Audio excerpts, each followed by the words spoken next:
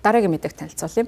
Хөдөө аж ахуйн салбарт ашигладаг хортон шавжийг устгах зорилттой пестицид зэрэг бодис нь хүмүүсийн эрүүл мэндэд сөрөг нөлөөлөл үзүүлдэг болохыг олон судалгаагаар харагдаж байгаа юм байна. За хамгийн сүүлд энэ талаарх судалгааг нэг улсын хэмжээнд хийсэн байна. За өөрөөр хэлбэл Перу улсын хэмжээнд тухайн судалгааг хийхэд энэ судалгааны үр дүнгээс гарахад пестицид бодисыг өртсөн газар нутагт амьдарч байгаа хүмүүс нь хорт хавдарт тусах эрсдэл өндөр байгаа гэдгийг улс орны хэмжээнд судлан тогтоосон байна. За энэ шинэ судалгааг Nature Health нэртэй сэтгүүлд хэвлэж гаргасан юм байна. За Перу улсын хүрээлэн буй орчны өгөгдөл хорт хавдрын бүртгэл биологийн дээжид дүн шинжилгээ хийх замаар тухайн судалгаа хийсэн. За хөдөө аж ахуйн пестицидэд өртөх болон хорт хавдар үүсэх эрсдлийн хооронд хүчтэй холбоо байгааг шинэ судалгаагаар тогтоожээ.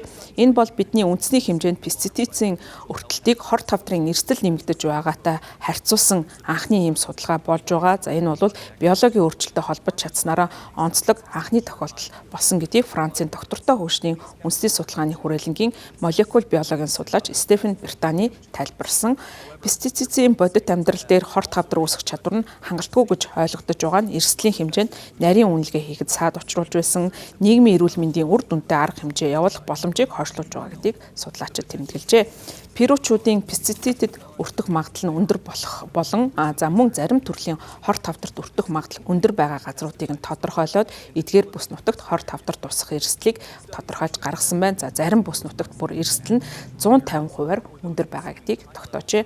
Энэхүү судалгааг Перу дахь Францын үндэсний хөгжлийн судалгааны хүрээлэн, Пастерийн хүрээлэн, Тулуусын их сургууль, Перугийн үндэсний хавдрын өвчний судалгааны хүрээлэн хамтран явуулсан. Тулуусын их сургуулийн давхар судлаач Хорхе Хонсалесын хэлснээр судалгааны баг 2014 оноос 19 оны хооронд 6 жилийн хугацаанд хүрээлэн буй орчин дох пестицидийн тархалтыг загварчилж хамгийн их өртөх эрсдэлтэй газруудын өндөр нэгтрэлтэй газрын зургийг гаргаж авсан байна.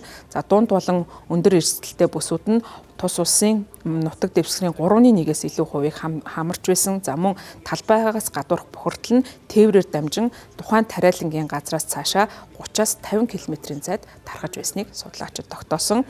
Судлаачид уг загварыг орон даяар хэрэгжүүлж хөдөө аж ахуйн химийн бодисууд энэ нь бол Дэлхийн эрүүл мэндийн байгууллагт хүний хорт хавдар үүсгэж гэж ангилагддаггүй ийм бодисуудыг хүрээлэн буй орчны тархалтантай ямар нөлөөлөлттэй болохыг нь загвар гаргаж ашиглан судалсан байна.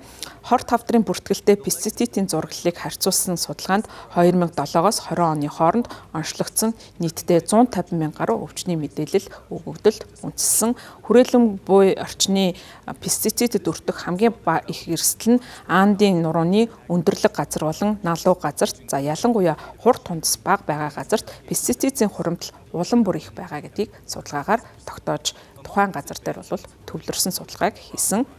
Молекулын шинжилгээгээр пестицид нь эсийн үйл ажиллагаа болон эсийн өрмөц байдлыг хадгалахад тусалдаг үйл явцыг алдагдуулдаг болохыг харуулсан. За эдгээр өөрчлөлт нь хорт хавдар үүсгэхээс өмнө гарч ирж болох бөгөөд энэ нь эд эсийг халдвар, өрөвсөл, эсвэл хүрээлэн буй орчны стресс зэрэг бусад эрсдэл хүчин зүйлтэй илүү өртөмтгий болгож эрт үеийн хуримтлагдсан чимээгүй нөлөөг харуулж байгаа гэдгийг судалгаанд тэмдэглэжээ. Зарим хавдар нь янз бүрийн эрхтэнд нөлөөлдөг боловч эсийн гарал үүслийн хувьд бол нийтлэг юм биологийн эмзэг байдал ажиглагддаг юм байна. За харин пестицидд өртсөн тохиолдолд тухайн биологийн эмзэг нийтлэг байдлыг сулруулж болзошгүй байдаг. Хамгийн өргөн хүрээтэй эрсдэлтэй бүсүүд нь эндодермал болон эктодермал хучуур эдийн хорт хавдартай холбоотой байсан. За энэ нь насанд хүрэгчдийн дунд хамгийн түгээмэл тохиолдог голчлон ходоод гидсний зам уушиг арсанд нөлөөлдөг байна. Эрчимтэй газар тариалан эрхэлдэг, доктортой газрын менежменттэй, за мөн хязгаарлагдмал эрүүл мэндийн үйлчилгээтэй бус нутагт пестицидийн дархалт нь экологийн уян хатан байдлыг бууруулдаг юм байна. Удаан хугацаанд үргэлжлэх мөн эрүүл мэндийн тэгш бус байдлыг гүнзгийрүүлж болзошгүй гэдгийг судлаачид анхааруулсан. За судалгаанаас гарсан үр дүнгууд нь нийгэм экологийн тэгш бус байдлыг арилгах, цаашдаа зохицуултын бодлогот шин нөлөөллийг авчрах шаардлагатайг онцолж байгаа. За энэ нь эргээд экологийн хөнөөллийг бууруулах, эмзэг бүлгийн хүн амыг хүрээлэн буй орчны хорт хавдраас хамгаалах нь чухал гэдгийг харуулсан анхны судалгаа болсон гэдгийг судлаачид онцолж байгаамаа.